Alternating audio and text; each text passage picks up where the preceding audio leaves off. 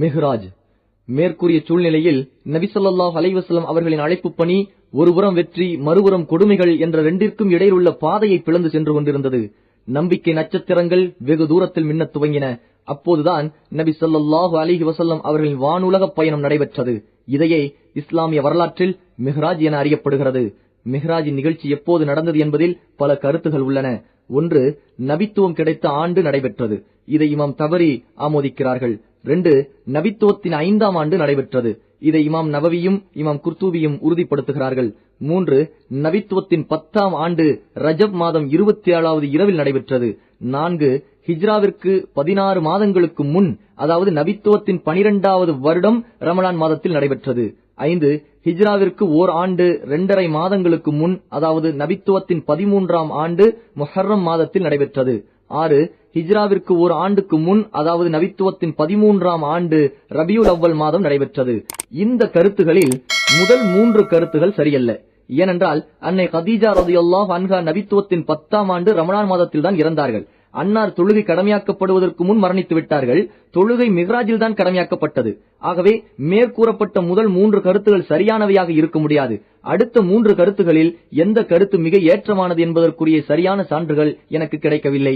ஆனால் அத்தியாயம் இஸ்ராவின் கருத்துக்களை நன்கு ஆய்வு செய்யும் போது மிஹ்ராஜ் சம்பவம் மக்கா வாழ்க்கையின் மிக இறுதியில் தான் நடைபெற்றது என்பது தெரிய வருகிறது. இந்த நிகழ்ச்சியின் விளக்கங்களை ஹதீஸ் நபிமொழி கலையின் வல்லுநர்கள் விரிவாக கூறியிருப்பதை இங்கு நாம் சுருக்கமாக குறிப்பிடுவோம். இப்னுல் கையிம் ரஹ்மத்துல்லாஹி அலைஹி அவர்கள் கூறுகிறார்கள், நபி ஸல்லல்லாஹு அலைஹி வஸல்லம் அவர்கள் மிஹ்ராஜுக்கு தனது உடலுடன் சென்றார்கள். இந்த பயணத்தில் மஸ்ஜிதுல் ஹராமில் தொடங்கி முதலில் பைத்துல் முகதஸ் சென்றார்கள். ஜிப்ரில் அலைஹிஸ்ஸலாத்து வஸ்ஸலாம் நபி ஸல்லல்லாஹு அலைஹி வஸல்லம் அவர்களை புராக் எனும் வாகனத்தில் அழைத்துச் சென்றார்கள். புராக் எனும் வாகனத்தை மஸ்ஜிதுல் அக்ஸாவுடைய கதவின் வளையத்தில் கட்டிவிட்டு நபிமார்கள் அனைவருக்கும் இமாமாக தொழுகை நடத்தினார்கள். குதிரையை விட சிறிய, கோவேறு கழுதையை விட பெரிய வாகனம்தான் புராக் என்பது. இது விசேஷமாக நபி அவர்களுக்கு வானுலக பயணம் செல்ல பயன்படுத்தப்பட்டது. பிறகு அதே பைத்துல் முக்தஸிலிருந்து முதல் வானத்திற்கு ஜிப்ரில் அழைத்துச் சென்றார்கள். நபி ஸல்லல்லாஹு அலைஹி வஸல்லம் அவர்களுக்காக ஜிப்ரில் கதவை திறக்க கோரவே அவர்களுக்காக கதவு திறக்கப்பட்டது. அங்கு மனிதகுல தந்தை ஆதம் அலைஹிஸ்ஸலாத்து வஸ்ஸலாம் அவர்களை சந்தித்தார்கள். ஆதம் அலைஹிஸ்ஸலாத்து வஸ்ஸலாம் நபி ஸல்லல்லாஹு அலைஹி வஸல்லம் அவர்களுக்கு முகமன் சலாம் கூறி வரவேற்றார்கள். அல்லாஹ் ஆதமின் வலப்புறத்தில் நல்லோர்களின் உயிர்களை நபி ஸல்லல்லாஹு அலைஹி வஸல்லம் அவர்களுக்கு காண்பித்தான். அவ்வாறே கெட்டவர்களின் உயிர்களை அவரது இடப்புறத்தில் காண்பித்தான். பிறகு 2வது வானத்திற்கு அழைத்துச் செல்லப்பட்டார்கள். அங்கு யஹ்யா, ஈசா அலைஹிஸ்ஸலாத்து வஸ்ஸலாம் ஆகியோரை சந்தித்தார்கள். அந்த இருவரும் நபி ஸல்லல்லாஹு அலைஹி வஸல்லம் அவர்களின் சலாமுக்கு பதில் கூறி அவர்களை வரவேற்றார்கள். அங்கிருந்து 3வது வானத்திற்கு அழைத்துச் செல்லப்பட்டார்கள். அங்கு யூசுப் அலைஹிஸ்ஸலாத்து வஸ்ஸலாம் அவர்களை சந்தித்து சலாம் கூறினார்கள். அவர்கள் சலாமுக்கு பதில் கூறி நபி ஸல்லல்லாஹு அலைஹி வஸல்லம் அவர்களை வரவேற்றார்கள். பிறகு 4வது வானத்திற்கு சென்று இத்ரிஸ் அலைஹிஸ்ஸலாத்து வஸ்ஸலாம் அவர்களை சந்தித்தார்கள். நபி ஸல்லல்லாஹு அலைஹி வஸல்லம் அவர்கள் சலாம் கூற அவர்கள் பதில் கூறி நபி ஸல்லல்லாஹு அலைஹி வஸல்லம் அவர்களை வரவேற்றார்கள். பிறகு 5வது வானத்திற்கு சென்று ஹாரூன் அலைஹிஸ்ஸலாத்து வஸ்ஸலாம் அவர்களை சந்தித்து சலாம் கூற அவர்களும் பதில் கூறி நபி ஸல்லல்லாஹு அலைஹி வஸல்லம் அவர்களை வரவேற்றார்கள். பிறகு 6வது வானத்திற்கு சென்று மூசா அலைஹிஸ்ஸலாத்து வஸ்ஸலாம் அவர்களை சந்தித்து சலாம் கூற அவர்கள் பதில் கூறி வரவேற்றார்கள். மூசா அலைஹிஸ்ஸலாத்து வஸ்ஸலாம் அவர்களை கடந்து நபி அவர்கள் சென்றபோது மூசா அலைஹிஸ்ஸலாத்து வஸ்ஸலாம் அழ ஆரம்பித்தார்கள். நீங்கள் ஏன் அழுகிறீர்கள் என்று கேட்டதற்கு, எனக்கு பிறகு அனுப்பப்பட்டவரின் சமுதாயத்தில் சொர்க்கம் செல்பவர்கள் எனது உம்மத்தில் சொர்க்கம் செல்பவர்களை விட அதிகமாக இருப்பதால் நான் அழுகிறேன் என்று கூறினார்கள். பிறகு 7வது வானத்திற்கு சென்றார்கள். அங்கு இப்ராஹிம் அலைஹிஸ்ஸலாத்து வஸ்ஸலாம் அவர்களை சந்தித்து சலாம் கூற பதில் கூறி நபி அவர்களை வரவேற்றார்கள். 7 வானங்களில் சந்தித்த அனைத்து இறை தூதர்களும் முஹம்மது ஸல்லல்லாஹு அலைஹி வஸல்லம் அவர்களின் நபித்துவத்தை ஏற்றுக்கொண்டார்கள். பிறகு சித்ரத்துல் முன்தஹாவிற்கு அழைத்துச் செல்லப்பட்டார்கள். இது ஒரு வகை இலந்தை மரமாகும். அதன் பழங்கள் ஹஜர் நாட்டு பானைகளைப் போன்றும் அதன் இலைகள் யானைகளின் காதுகளைப் போன்றும் இருந்தன. பிறகு சித்ரத்துல் முன்தஹாவை தங்கத்திலான வண்ணத்து பூச்சிகளும் பிரகாசமும் பல நிறங்களும் சூழ்ந்து கொண்டவுடன் அது மாற்றமடைந்தது. அல்லாஹ்வின் படைப்பினங்களில் எவரும் அதன் அழகை வர்ணிக்க முடியாத அளவுக்கு அது இருந்தது. பிறகு அங்கிருந்து பைத்துல் மக்மூருக்கும் அழைத்துச் செல்லப்பட்டார்கள். இது 7வது வானத்தில் மலக்குகள் அல்லாஹ்வை வணங்குவதற்காக அல்லாஹ்வால் ஏற்படுத்தப்பட்ட இறை இல்லமாகும். அதில் ஒவ்வொரு நாளும் 70,000 மலக்குகள் நுழைகிறார்கள். ஒரு முறை நுழைந்தவர்கள் மீண்டும் அங்கு வருவதில்லை. பிறகு சொர்க்கத்திற்கு அழைத்துச் செல்லப்பட்டார்கள். அங்கு முத்து வளையங்கள் இருந்தன. சொர்க்கத்தின் மண் கஸ்தூரியாக இருந்தது. பிறகு அங்கிருந்து அதற்கு மேல் அழைத்துச் செல்லப்பட்டார்கள். அங்கு எழுதுகோள்களின் சப்தங்களை கேட்டார்கள். பிறகு அல்லாஹ்விடம் அழைத்துச் செல்லப்பட்டார்கள். சேர்ந்த 2 வில்களைப் போல் அல்லது அதைவிட சமீபமாக அல்லாஹ்வை அவர்கள் நெருங்கினார்கள்.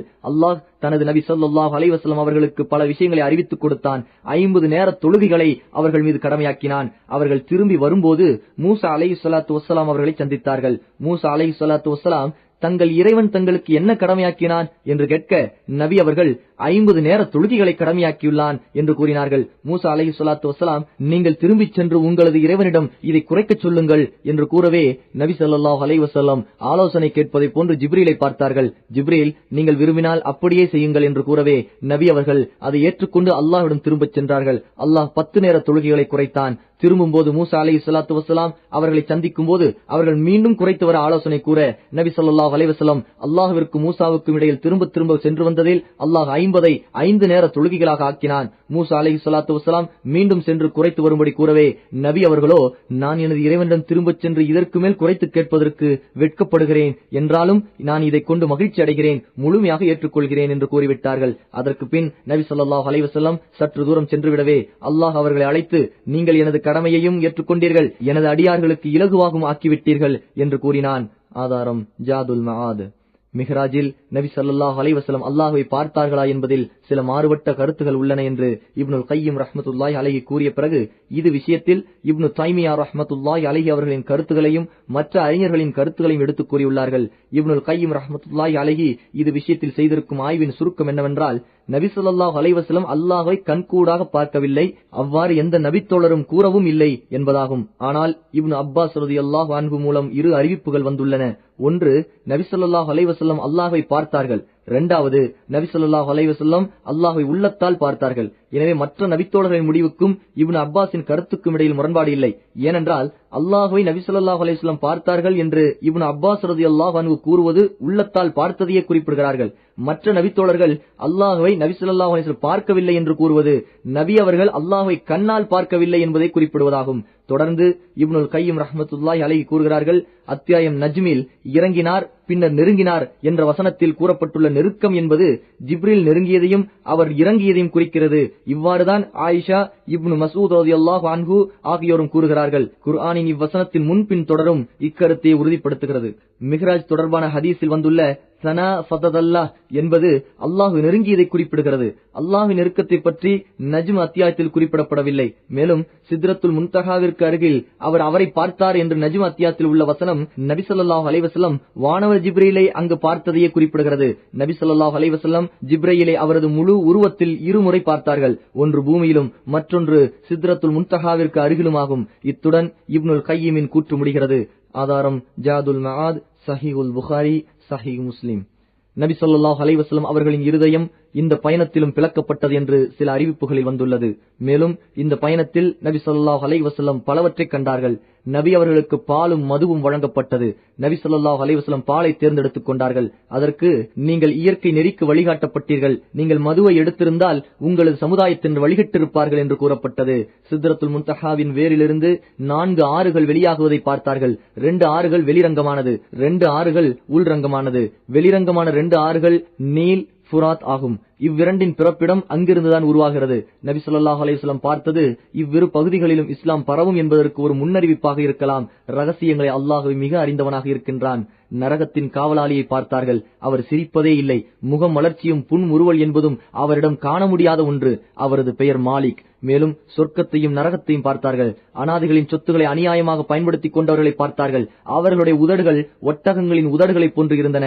அம்மிக் குளவிகளை போன்ற நெருப்பு கங்குகளை அவர்களது வாயில் தூக்கி எறியப்படவே அது அவர்களின் பின் வழியாக வெளியேறிக் கொண்டிருந்தது. வட்டி வாங்கி வந்தவர்களையும் பார்த்தார்கள். அவர்களது வயிறு மிக பெரியதாக இருந்ததால் அவர்கள் தங்களது இடங்களிலிருந்து எந்த பக்கமும் திரும்ப சக்தியற்றவர்களாக இருந்தனர். ஃபிரௌனின் குடும்பத்தாரை நரகத்தில் கொண்டு வரப்படும் போது அவர்கள் இவர்களை கடந்து செல்வார்கள். அப்போது அவர்கள் இவர்களை மிதித்தவர்களாக செல்வார்கள். விபச்சாரம் செய்தவர்களையும் பார்த்தார்கள். அவர்களுக்கு முன் கொழுத்த நல்ல இறைச்சி துண்டும் இருந்தது. அதற்கு அருகில் துர்நாற்றம் வீசும் அருவருப்பான மெலிந்த இறைச்சி துண்டும் இருந்தது. அவர்கள் இந்த துர்நாற்றம் வீசும் இறைச்சி துண்டையே சாப்பிடுகின்றனர். நல்ல கொழுத்த இறைச்சி துண்டை விட்டு விடுகின்றனர். பிற ஆண்கள் மூலம் குழந்தை பெற்றுக்கொண்டு அதை தங்களது கணவன் மூலம் பெற்ற குழந்தை என்று கூறும் பெண்களையும் பார்த்தார்கள். இத்தகைய பெண்கள் மார்பகங்கள் கட்டப்பட்டு அதில் அவர்கள் தொங்கிக் கொண்டிருந்தார்கள். நபி ஸல்லல்லாஹு அலைஹி வஸல்லம் மிஹ்ராஜ் போகும்போதும் வரும்போதும் மக்காவாசிகளின் வியாபார கூட்டத்தை வழியில் பார்த்தார்கள். அவர்களின் ஒரு ஒட்டகம் தவறி இருந்தது.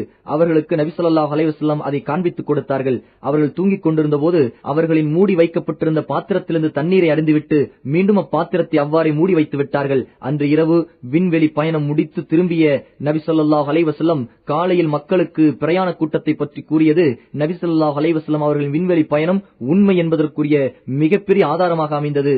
ஆதாரம் சஹீஹுல் புகாரி, சஹீஹ் முஸ்லிம், ஜாதுல் மஆத், இப்னு ஹிஷாம். இப்னுல் கையிம் ரஹ்மத்துல்லாஹி அலைஹி கூறுகிறார், காலையில் நபி ஸல்லல்லாஹு அலைஹி வஸல்லம் தங்களது கூட்டத்தாரிடம் அல்லாஹ் தனக்கு காண்பித்த மாபெரும் அத்தாட்சிகளை அறிவித்தார்கள். இதை கேட்ட அந்த மக்கள் முன்பை விட அதிகமாக நபி ஸல்லல்லாஹு அலைஹி வஸல்லம் அவர்களுக்கு நோவினையும் தொந்தரவும் கொடுத்து அவர்களை பெரும் பொய்யர் என்று வர்ணித்தனர். உங்களது பயணம் உண்மையானதாக இருந்தால் எங்களுக்கு பைத்துல் மக்தஸின் அடையாளங்களை கூறுங்கள் என்று கேட்டார்கள். அல்லாஹ் நபி ஸல்லல்லாஹு அலைஹி வஸல்லம் அவர்களின் கண்முள் பைத்துல் மக்தஸை காண்பிக்கவே நபி ஸல்லல்லாஹு அலைஹி வஸல்லம் அவர்கள் அந்த மக்கள் கேட்ட அடையாளங்களை அப்படியே கூறினார்கள். அதில் எதையும் அவர்களால் மறுக்க முடியவில்லை. நபி அவர்கள் மிஹ்ராஜ் போகும் வழியில் சந்தித்த வியாபார கூட்டத்தையும் அது எப்போது மக்காவிற்கு வரும் என்பதையும் அவர்களது காணாமல் போன ஒட்டகத்தை பற்றியும் மக்காவாசிகளுக்கு அறிவித்தார்கள். நபி ஸல்லல்லாஹு அலைஹி வஸல்லம் எவ்வாறு கூறினார்களோ அனைத்தும் அவ்வாறே நடந்தன. இருப்பினும் இந்த உண்மையை ஏற்றுக்கொள்ளாத அவர்கள் நிராகரிக்கவே செய்தார்கள். சத்தியத்தை விட்டு வெகு தூரம் விலகியே சென்றார்கள். ஆதாரம் சஹீஹுல் புகாரி, சஹீஹ் முஸ்லிம், ஜாதுல் மஆத். மக்கள் இந்நிகழ்ச்சியை பொய் என்று மறுத்து கூறிய போது அபூபக்கர் ரலியல்லாஹு அன்ஹு இந்த நிகழ்ச்சியை உண்மை என்றும் சத்தியம் என்றும் ஏற்றுக்கொண்டதால் தான் அவர்களை சித்தீக், வாய்மையாளர் என்று அழைக்கப்பட்டது. ஆதாரம் இப்னு ஹிஷாம்.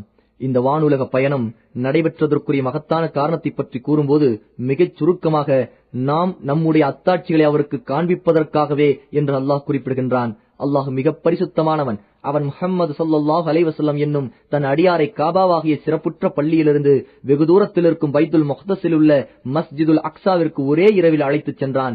அவ்வாறு அழைத்துச் சென்ற நாம் அதனை சூழ உள்ளவை சிறப்புற்று ஓங்க அபிவிருத்தி அடைய செய்திருக்கிறோம். நம்முடைய அத்தாட்சிகளை அவருக்கு காண்பிப்பதற்காகவே அங்கு அழைத்துச் சென்றோம். நிச்சயமாக உங்களது இறைவன் செவியுறுபவனாகவும் உற்று நோக்கியவனாகவும் இருக்கின்றான். அல் குர்ஆன் அத்தியாயம் 17 வசனம் 1. இது நபிமார்கள் விஷயத்தில் அல்லாஹ்வின் நியதியாகும். பல இறை தூதர்களுக்கு இவ்வாறு பல அத்தாட்சிகளை அல்லாஹ் காண்பித்திருக்கின்றான். இப்ராஹிம் உறுதியான நம்பிக்கையுடையவர்கள் ஆவதற்காக வானங்களிலும் பூமியிலும் உள்ள நம்முடைய ஆட்சிகளை நாம் அவருக்கு இவ்வாறு காண்பித்து வந்தோம். அல் குர்ஆன் அத்தியாயம் 6 வசனம் 75. நபி மூசா அலைஹிஸ்ஸலாத்து வஸ்ஸலாம் அவர்களை பற்றி இவ்வாறு இன்னும் நம்முடைய பெரிய அத்தாட்சிகளை உங்களுக்கு நாம் காண்பிப்போம். அல் குர்ஆன் அத்தியாயம் 20 வசனம் 23 என்று அல்லாஹ் குறிப்பிடுகின்றான். நபி இப்ராஹிம் அலைஹிஸ்ஸலாத்து வஸ்ஸலாம் அவர்களுக்கு அல்லாஹ் ஏன் அத்தாட்சிகளை காண்பித்தான் என்பதற்கு அவர் நம்மை உறுதி கொண்டவர்களில் ஒருவராக ஆக வேண்டும் என்பதற்காக என்ற காரணத்தை கூறுகிறான். இறை தூதர்களுக்கு இவ்வாறு பல அத்தாட்சிகளை அல்லாஹ் காண்பித்ததால் அவர்கள் உள்ளத்தில் இருந்த நம்பிக்கை மேன்மேலும் உறுதி அடைந்தது. ஆகவேதான் அல்லாஹ்வின் பாதையில் பிறரால் சகித்துக் கொள்ள முடியாததை இறை தூதர்களால் சகித்துக் கொள்ள முடிந்தது. உலகத்தின் எவ்வளவு பெரிய சக்தியாயினும் சரி, அது கொசுவின் ரெக்கைக்கு சமமாகவே அவர்களிடம் இருந்தது. சிரமங்களும் துன்பங்களும் எவ்வளவுதான் அவர்களுக்கு ஏற்பட்டாலும் அதை அவர்கள் ஒரு பொருட்டாகவே எடுத்துக் கொள்ளவில்லை. இப்பயணத்தில் மறைந்திருக்கும் ஞானங்களையும் ரகசியங்களையும் மார்க்க சட்டங்களின் ரகசியங்களை பற்றி விவரிக்கும் நூல்களில் காணலாம். எனினும் இப்பயணத்தில் பல உண்மைகளும் யதார்த்தங்களும் நிறைந்துள்ளன. அவற்றில் சிலவற்றை இங்கு சுருக்கமாக பார்ப்போம். இந்த வானுலக பயண சம்பவத்தை பற்றி மேற்கூறப்பட்ட அல் குர்ஆன் அத்தியாயம் 17 வசனம் 1 மட்டும்தான் அல்லாஹ் குறிப்பிடுகின்றான். இந்த ஒரு வசனத்தை தொடர்ந்து வரும் வசனங்களில் யூதர்களின் கெட்ட செயல்கள் மற்றும் குற்றங்களை பற்றி அல்லாஹ் விரிவாக கூறுகிறான். அதன் இறுதியில் இந்த குர்ஆன் தான் மிகச் சரியான வழிகாட்டுகின்றது என்று கூறுகின்றான். இந்த வசனங்களை ஓதுபவர் மிஹ்ராஜ் சம்பவம், யூதர்களின் அநியாயங்கள், குர்ஆனை பற்றிய புகழ்ச்சி இவற்றுக்கிடையில் என்ன தொடர்பு இருக்கிறது என யோசிக்கலாம்.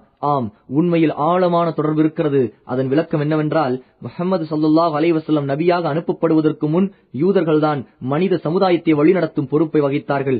ஆனால் அவர்கள் செய்த அநியாயங்களின் காரணமாக அந்த பொறுப்புக்கு தகுதியற்றவர்களாக ஆகிவிட்டார்கள். எனவே அவர்களிடமிருந்து அந்த தகுதியை அல்லாஹ் தனது தூதருக்கு அதி விரைவில் மாற்றப் போகின்றான். நபி இப்ராஹிம் அலைஹிஸ்ஸலாத்து வஸ்ஸலாம் அவர்களுடைய இஸ்லாமிய அழைப்பு பணியின் இரு மையங்களான மக்காவையும் பலஸ்தீனையும் நபி ஸல்லல்லாஹு அலைஹி வஸல்லம் அவர்களுக்கு ஒருங்கே அருள இருக்கின்றான்.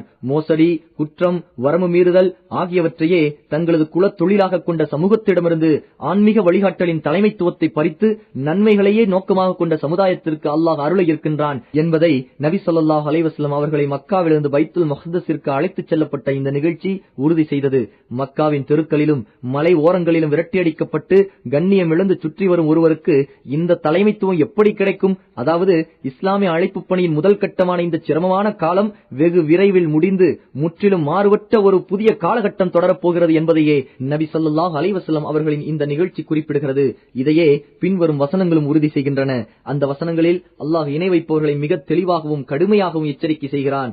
ஓர் ஊரை அவ்வூராரின் தீய செயலின் காரணமாக நாம் அழித்துவிட கருதினால் அதில் சுகமாக வாழ்பவர்களை நாம் ஏவுகிறோம். அவர்கள் அதில் விஷமம் செய்ய ஆரம்பித்து விடுகிறார்கள். பின்னர் அவர்கள் மீது நம்முடைய வாக்கு ஏற்பட்டு அவ்வூரை நாம் அடியோடு அழித்து விடுகிறோம். நூகுக்கு பின்னர் நாம் எத்தனையோ வகுப்பாரை அவர்களின் அநியாயத்தின் காரணமாக அழித்திருக்கிறோம். தன் அடியார்களின் பாவங்களை அறிந்து கொள்வதற்கு உங்களது இறைவனே போதுமானவன், மற்ற எவரின் உதவியும் தேவையில்லை. அவன் அனைத்தையும் நன்கறிந்தவனும் உற்று நோக்கியவனாகவும் இருக்கின்றான். அல் குர்ஆன் அத்தியாயம் 17 வசனங்கள் 16, 17. இது நாள் வரை நிராகரிப்போருக்கு அவகாசம் தரப்பட்டது. அவர்கள் நபி ஸல்லல்லாஹு அலைஹி வஸல்லம் அவர்களுக்கும் முஸ்லிம்களுக்கும் செய்த அநீதிகளை அல்லாஹ் பொறுத்து வந்தான். ஆனால் இனியும் அவர்கள் இத்தகைய தவறுகளிலிருந்து விலகாவிட்டால் அல்லாஹ் அவர்களை கடுமையாக தண்டிப்பான் என்ற எச்சரிக்கை மேற்கூறிய வசனத்திலிருந்து தெரிய வருகின்றது. இதைத் தொடர்ந்து இஸ்லாமிய சமூகத்திற்கு அடிப்படையான கொள்கைகள், ஒழுக்கங்கள், கலாச்சாரங்கள் எப்படி அமைய வேண்டும் என்பதையும் விரிவாக விளக்குகிறான். முஸ்லிம்களுக்கு அல்லாஹ் தனி நாட்டையும் அதிகாரத்தையும் கொடுக்கும் போது அவர்களது சமுதாயம் கடைபிடிக்க வேண்டிய சட்டதிட்டங்களை எல்லாம் அல்லாஹ் கூறுவது போன்றே இருக்கின்றது இது. மேலும் வெகு விரைவில் நபி ஸல்லல்லாஹு அலைஹி வஸல்லம் அவர்களுக்கு பாதுகாப்பான இடத்தையும் உலகத்தின் அனைத்து பகுதிகளிலும் இஸ்லாமிய அழைப்பு பணியை விரிவாக்குவதற்கு ஒரு மையத்தையும் அல்லாஹ் தர இருக்கின்றான் என்பதை இந்த நிகழ்ச்சி சுட்டிக்காட்டுகிறது. இந்த காரணங்களின் அடிப்படையில்தான் நபி ஸல்லல்லாஹு அலைஹி வஸல்லம் அவர்களின் வானுலக பயண நிகழ்ச்சி மக்கா வாழ்க்கையின் இறுதியில் நடைபெற்றது. இதுவே ஏற்றமான சரியான சொல் என்று நாம் கூறுகிறோம். அகபாவில் நடைபெற்ற முதல் ஒப்பந்தத்திற்கு முன் அல்லது முதலாவது, இரண்டாவது ஒப்பந்தங்களுக்கு இடையில் இந்த நிகழ்ச்சி நடைபெற்றது. பின்வரும் செய்திகளில் அந்த ஒப்பந்தங்களின் விவரங்களை பார்க்க இருக்கிறோம்.